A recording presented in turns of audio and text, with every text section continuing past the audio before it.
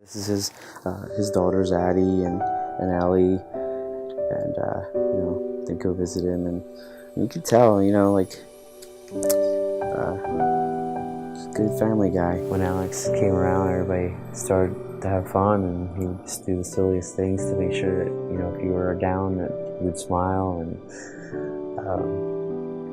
just a great brother. About 10 years ago, he started hanging out with the wrong crowds, introducing him to things he probably wouldn't normally do. Goes back to probably alcohol, and his first conviction was a DUI, so he was in there for that. And then it led into stronger opiates, into heroin. It can take anybody, and it just took him and consumed him, and it's what he needed to survive, to be feeling normal.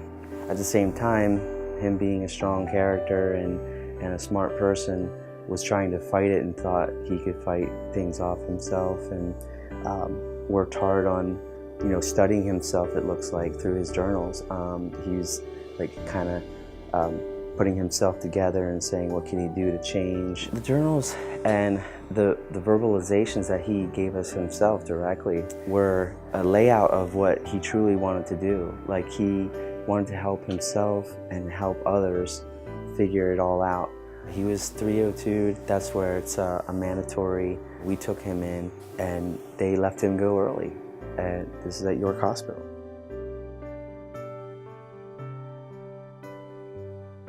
He wanted to help others, but until he could escape it himself, and unfortunately through death, that's how he escaped this. Alex's open book will be laid out. We'll show the true Alex and who he was without the addiction, shining through and still trying to shine through with his addiction. That's the ultimate thing, is to save, if we can save one life, and I feel like we're gonna save many. The second thing is to get people to be comfortable to talk about it on any level. If they lost someone, if they are an addict themselves, if they have an addict son or daughter or uncle or whatever, to at least get them to say one thing to somebody outside of their house, because that seems to be where everybody's scared. If he could have escaped it himself and figured out how he could have spoke out, that's what he would have done. It will bring open a community of conversation and knowledge about, and most of all, comfort for people that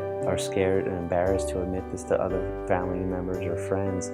That's okay, that to say something while they're living, and to say something before it's too late.